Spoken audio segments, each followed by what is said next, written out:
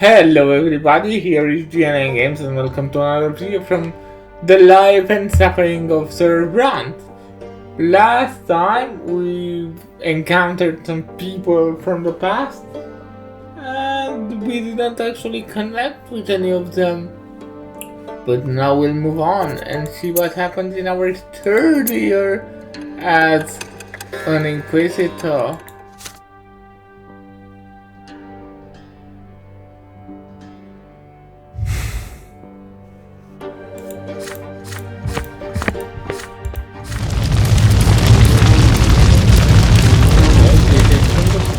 From the previous day, and now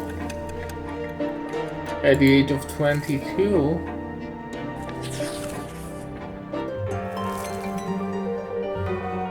year 1140, Egmont's speech. Just a few days into the year, Mayer Egmont, chairman of the Lesser Quorum and owner of several silver mines, made a speech that caused quite a stir in the province. Though a commoner, Egmont had the goal to demand that Magran's authority both enforce and obey imperial law. What's the use of imperial law if they aren't enforced as they should be? Even today, any of noble who gets up on the wrong side of the bed can draw his sword and run a commoner through with impunity. These gentlemen may be our rulers, but does that mean they can defy the emperor's will? Sir Elborn has been appointed to enforce the rule of law in Magra. How come the prefect doesn't see this? We commoners aren't trying to seize the noble lot and take over the province, but the rule of tradition is a thing of the past. This is the age of justice. We may not all be equal in its eyes, but even the noble and clergy must obey the law. The Magra aristocracy is furious with Egmont and demands that he be silenced, but the rich industrialist has too much money and too many connections to be dealt with so easily. You hear more and more rumors about secret societies of commoners appearing in the city plotting against noble rule. The gentry feast that Egmont and his peers might be behind this. The gentry fears that Egmont and his peers might be behind this, but they have no proof, at least for now.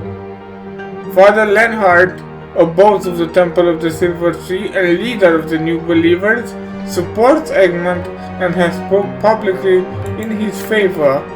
The twins themselves entrusted the noble estate with the right to rule over the common folk, but rulers must also care for their subjects.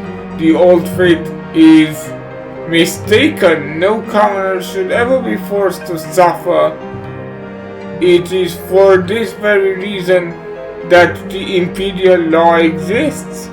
It is there to ease the people's suffering. May those laws be duty enforced, and may they serve all the people of the empire. So we are still in struggle for power. Order discontent as we decrease one more. Magra security -1. We are still secure.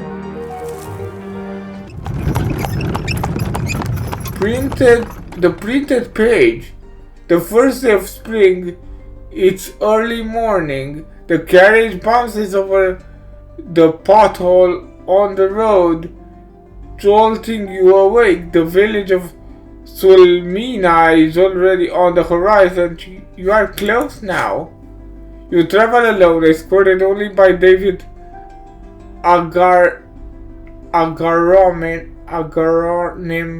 and his champions of fate. Father Urchin was so intent of denying Janine the chance to investigate the print shop that he called for an Inquisition tribunal meeting for this very purpose. Your mentor, though, you better prepare for this journey to Sulmina, and the other Inquisitors stood by him. Furious as she was, Janine had no choice but to accept the tribunal's decision. She saw you off before your departure, not one for affectionate farewell. She gave you a stern admonition instead. Remember, only clergy may preach and interpret the words of Visatius. Such is your lot and the burden of the priestly estate. We are the ones who are educated and trained to guide laymen to the righteous path. A commoner or noble who expolutes on the twins is thus guilty of defying their lot and shall suffer at the foot of the shining pillar for all eternity. The book from this accursed print shop poses a grave danger to every member of the noble and common estate. I'm counting on you, DNA. Make those apostates pay for what they've done. The carriage shakes as it rolls down the bumpy Magra high road. You pass the time before your arrival by flipping through the pages of the book that started this investigation. It is a paper-bound tome and so unusually light. You look through the familiar lines, the teaching of Isatius. In this section, the prophet outlines his thoughts on understanding the lots. And so the twins did descend upon the land. Clad in flesh, they walked their path among the living and brought their word.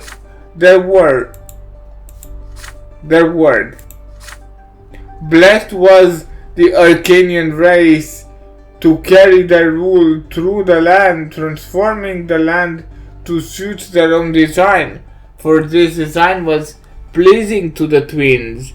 And so the twins did anoint the bloodline of Tempest to rule over a worldly kingdom.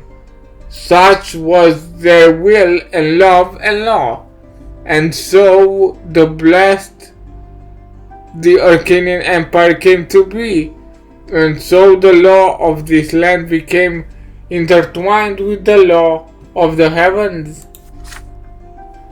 And thus speak the elder, he who lives a righteous life shall know eternal bliss upon the peak of the shining pillar. And thus speak the younger, he who defies the law in life shall find eternal torment at the foot of the shining pillar. What is a righteous life? The elder would not say. What is defying the law? The younger would not say. But there was no malice in this, nor was there any secret. The twins named the blessed Arcanian Empire their worldly kingdom, and thus, for all eternity, the shape and form of the empire shall be pleasing to them, and the laws of the empire shall be the law as given to us by the twins. Thus, though we all serve the empire, and thus do we fulfill their will. The noblemen serve with the sword and rule over other estates, for such is his noble lot. The commoner labors for the good of the empire. Your eyes shift to the notes appended to these lines, their author is unknown. Prophet Isatius, being the first disciple of the elder, addressed the twins by their side. "What is your will?" he asked. "How does one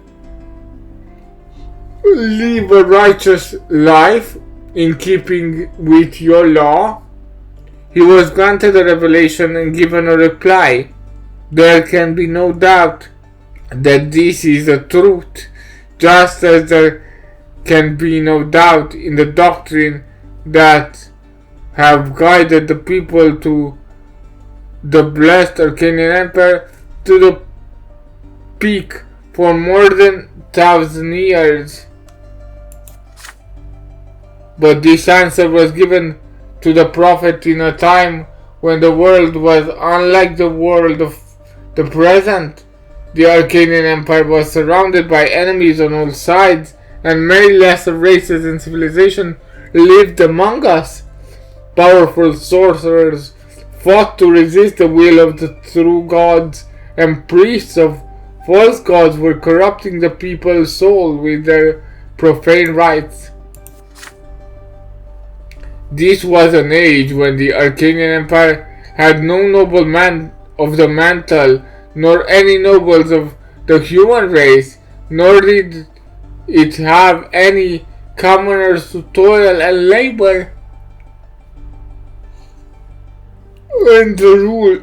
and be ruled over for the good of the empire. The empire has changed drastically since the time when Prophet Isatius was given his answer. The empire is its form and its laws have all changed, and so our path of service to the empire and the twins must change as well. We must cast away the old answers. We must forget Isatius and the lots. The carriage comes to a halt. It is time to put the book away. You reached the village. The locals are ready for your arrival. There are no women nor children outside, only men. They casually lean on pitchforks and scythes as though they just happen to have them on hand. The miners remain close to their pickaxes and sledgehammers. They eye you with suspicion, waiting for you to act, and so you speak to them loudly. "There is a print shop in this village. Where is it?"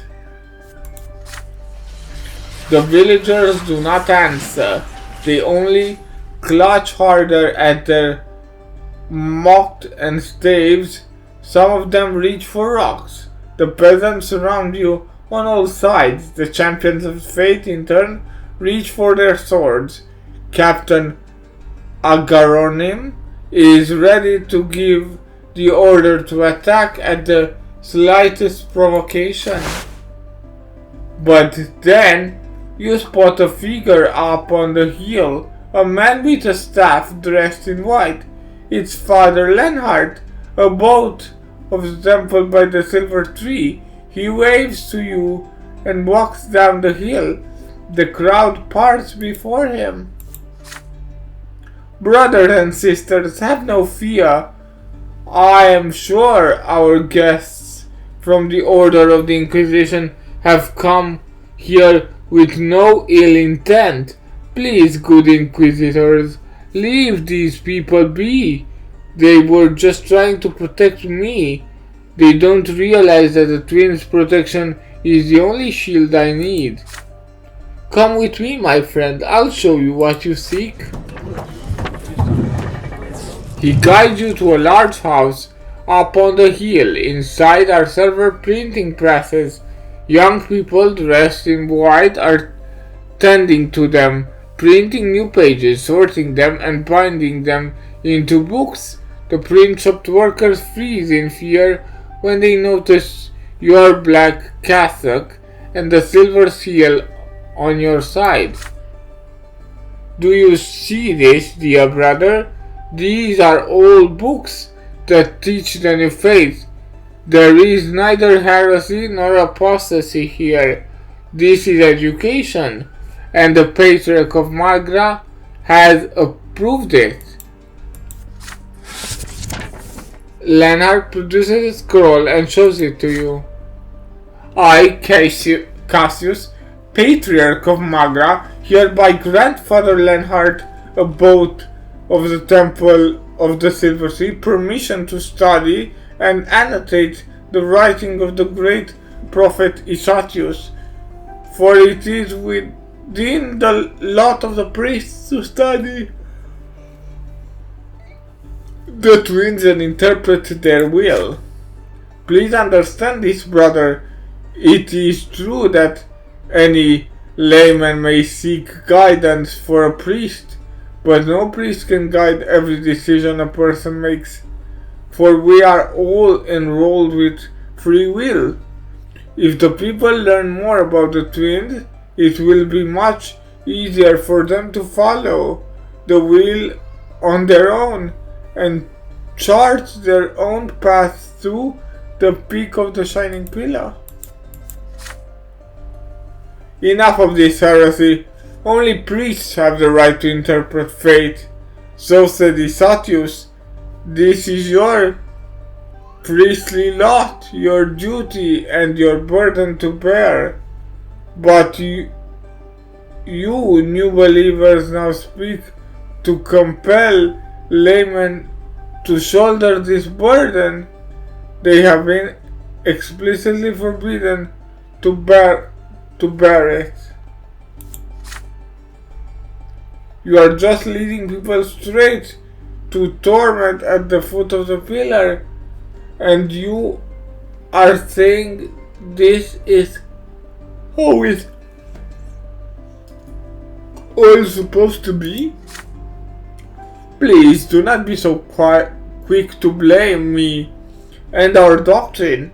What you have just said is also an interpretation of the lots, Captain.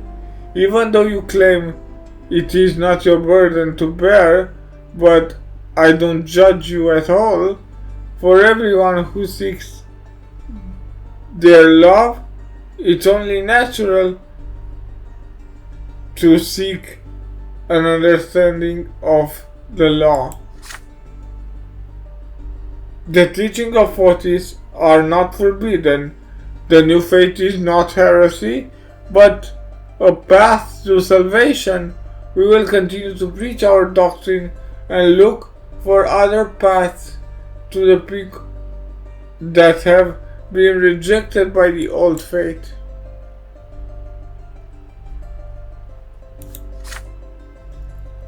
It saddened me to see that our teachings are still met with such a fierce resistance from the clergy, even here in Magra, the birthplace of the new faith, even when the patriarchs of Arcania and Astrenia have acknowledged the truth of the new faith and preach its doctrines themselves.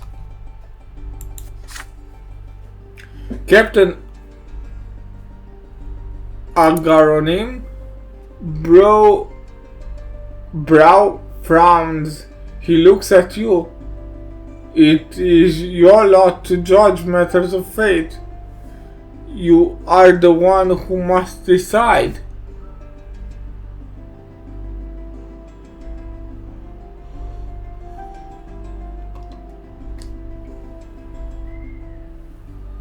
Destroy the print run. Power -1, Inquisition power +1, Tolerance -1, Reputation +2, Fatal and Hurt Penance, Fatal and Hurt -2. So these books must be banned, or leave the books alone. You use the Patriarch's permission as an excuse to let the books be published. Church +1, Inquisition -1, Tolerance plus 1, Father Lenhart plus 2, Father Urchin minus 1, Janine minus 1, or redact and center the books.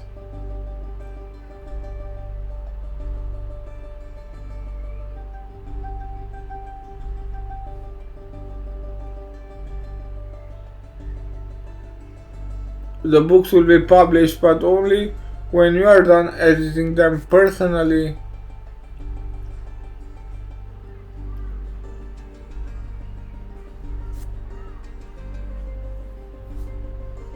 Okay,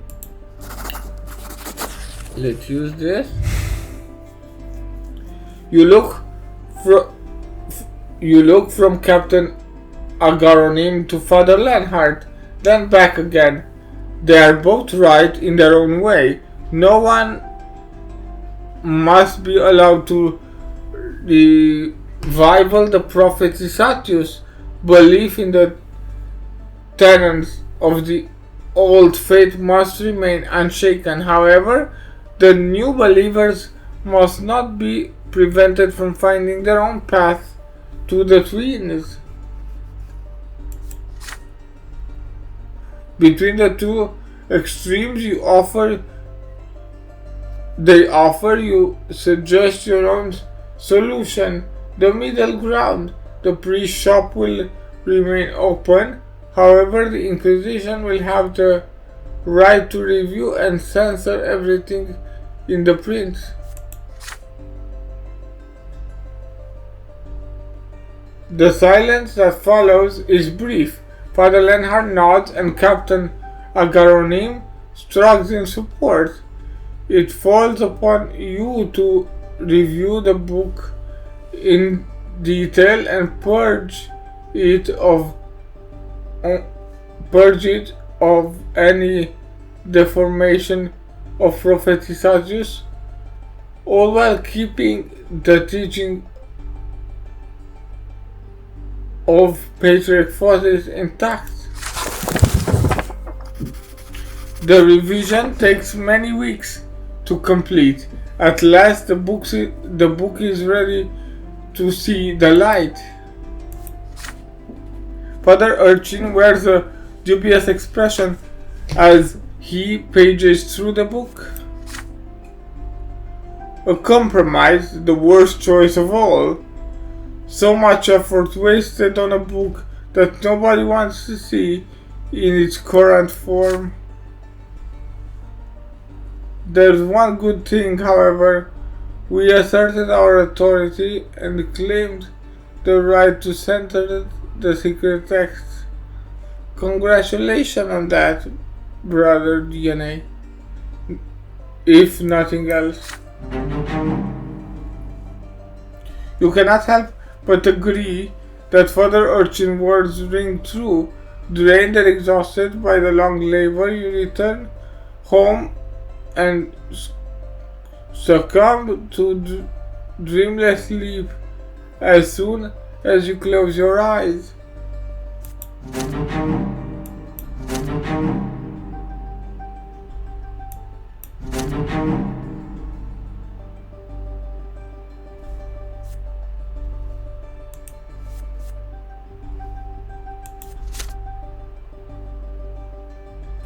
I need to raise my willpower again.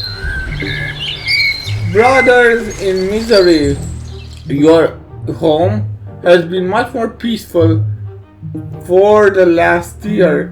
The fights between Stefan and Gloria are not as fierce now, but how long will this last? Your job takes up all your time. You see your parents and siblings less and less often. Sometimes you don't even know what they are doing while you deal with the constant stream of duties.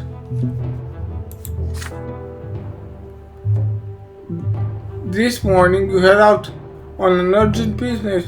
You take one step out of the gate and run into an unfamiliar gentleman. Captain Leonard. DNA Brante, your presence is requested at the prefecture dungeon. Taken aback, you ask what is this about? We have your brothers Stefan and Nathan Brante in a cell. They were arrested last night at the Steinar Inn. They asked us to send for you.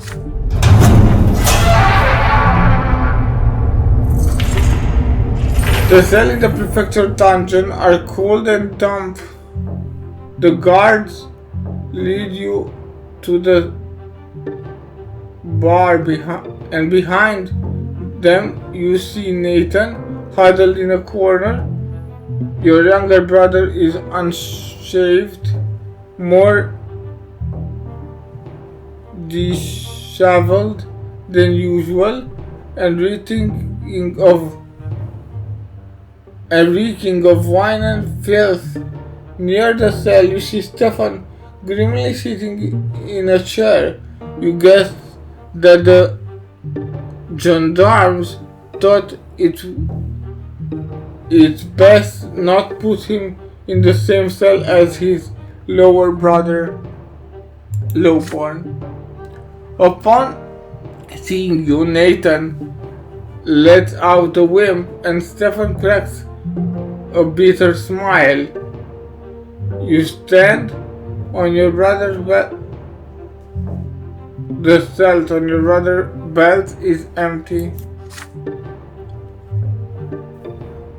There you are, at least, DNA.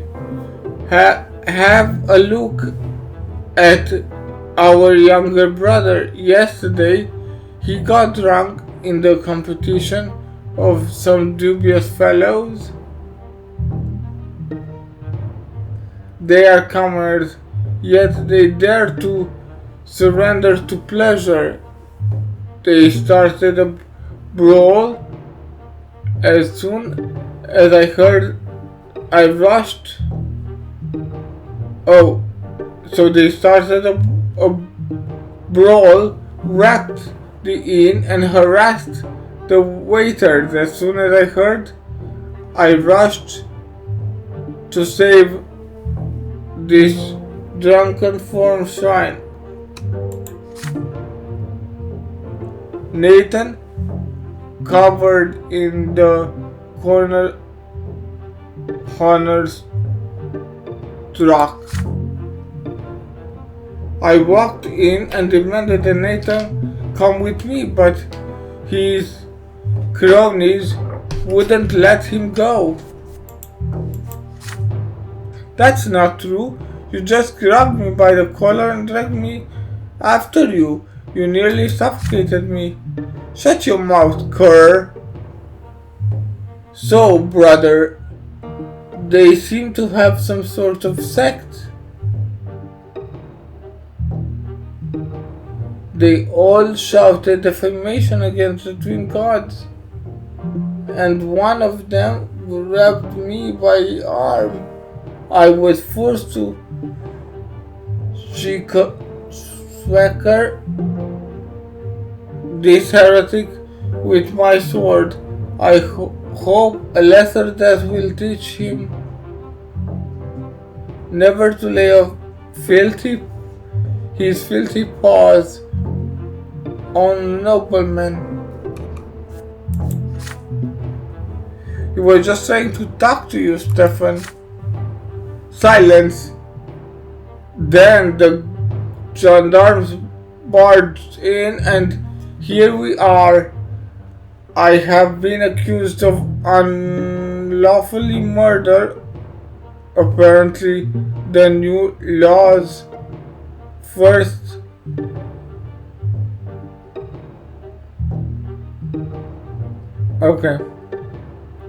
Apparently, the new laws allow killing a commoner only if he attacks first or wields a weapon. They say that in the event of insulting, I supposed to file a complaint with the prefecture. So now they are going to seize my sword for a whole year. What a shame. And it's all your fault, Nathan. Stefan gives the bar a furious kick. Nathan covers his face with his hands in despair. DNA, brother.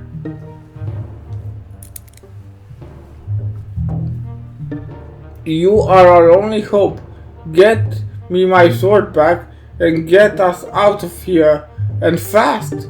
We have to bury this sordid affair as deep as we can before anyone finds out. Save our family the shame. So we could use our authority if we had the pet of the noble. You use your position as a judge to free Stefan and Nathan. Take them to the Inquisition.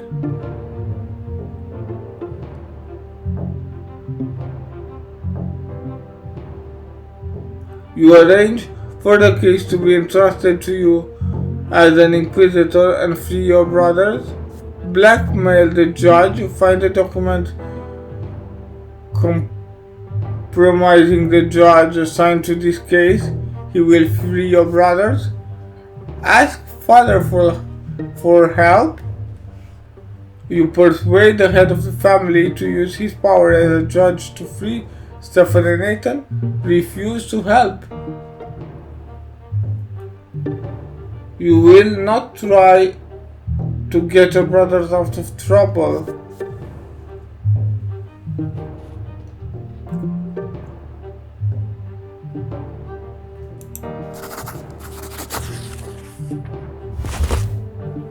You produce your Inquisitor medallion and show it to the guardsman. Your brother's case involves heresy. You explain the hand. It must be transferred to the Inquisitor without delay. But Inquisitor Brante, we saw Sir Stefan run that man through right before our eyes. The law says.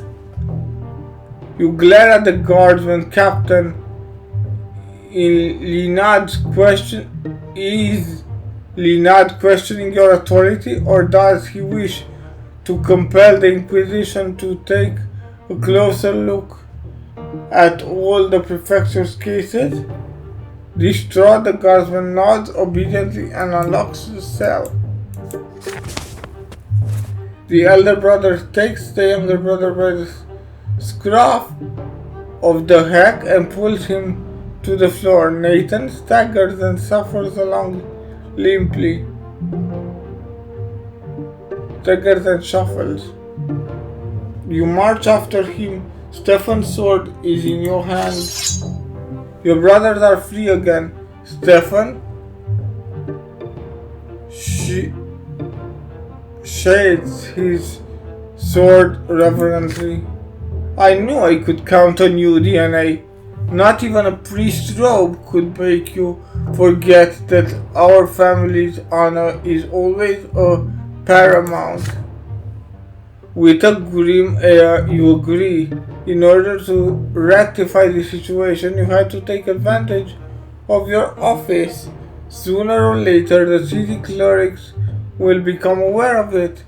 Your abuse of power will inevitably harm the Inquisition authority. Back home, Stefan starts lecturing Nathan. From now on, there will be no more drinking about other nocturnal exploits.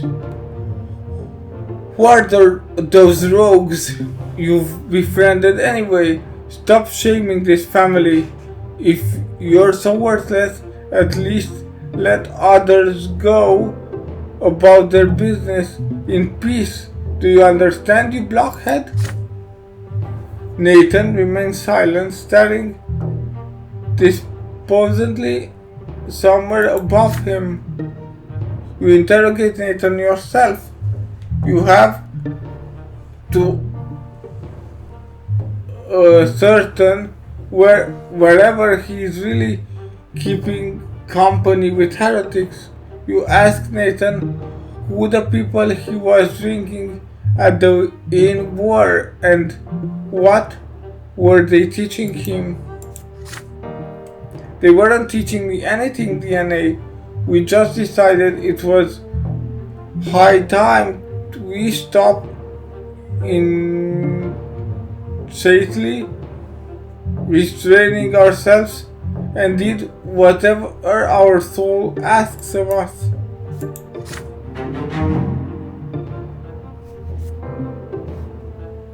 His soul, this is exactly what Nathan should be thinking about. You sternly expose the danger of such insolence to your brother. Surely now that he has been behind bars, he could not wish to end up in the dungeon of the Inquisition. Nathan frowns his brow and stares at you in silence. Whatever he is concealing, you will not be able to force him to reveal it now.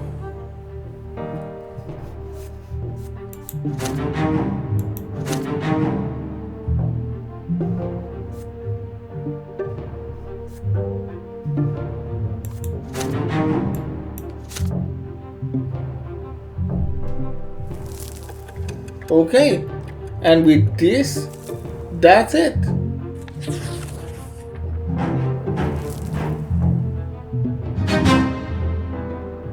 Okay, so a new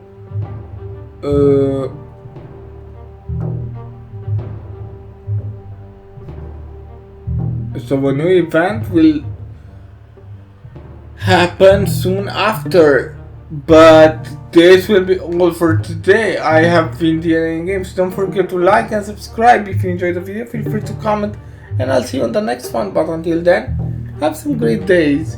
Bye.